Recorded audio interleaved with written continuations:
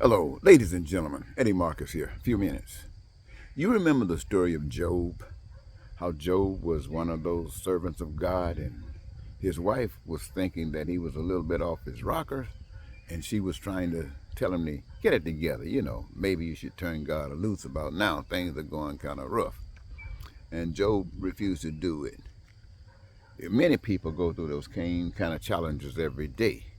In fact, I remember going through this in just this week, where my sister told me that I've been out here talking for God for 40 years and people haven't changed, that maybe I got the wrong message. Can you imagine this woman telling me I got the wrong message and telling me that perhaps I should go and get on my knees and thank God for choosing me, and yet acknowledge to God that I've done all that I can do, and I give it back to God.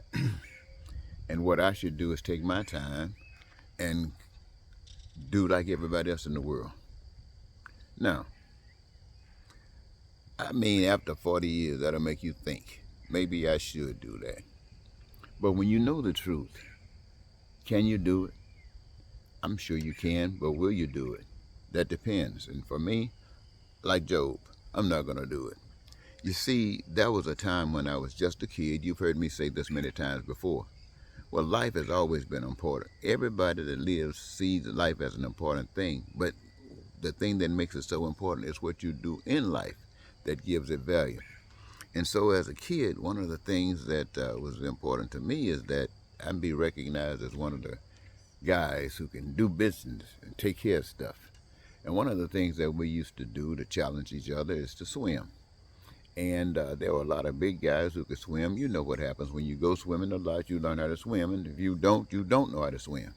And so I really didn't know how to swim, really didn't, as far as exercising the gift. But I believed beyond a doubt that I could.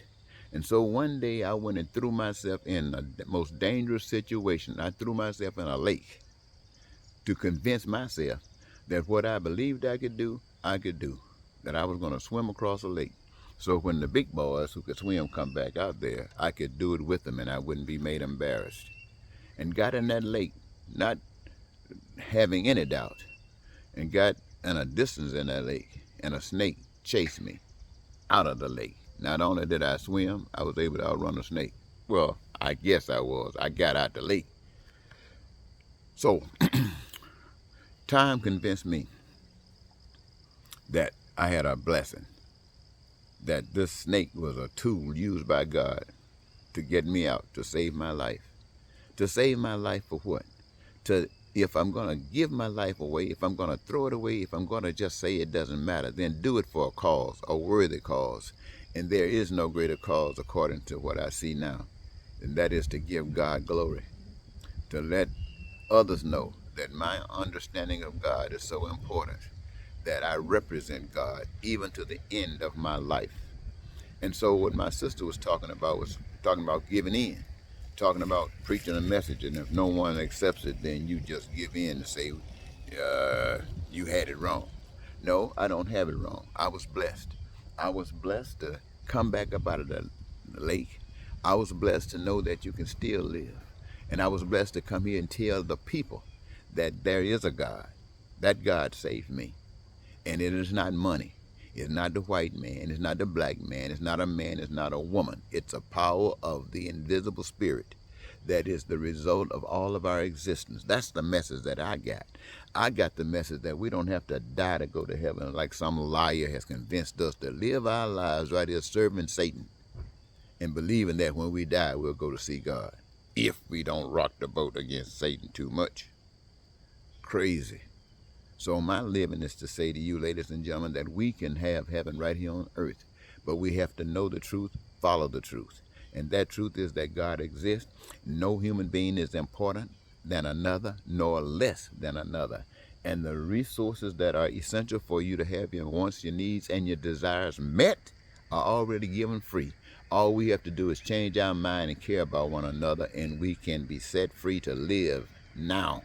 We can find what you call the fountain of youth.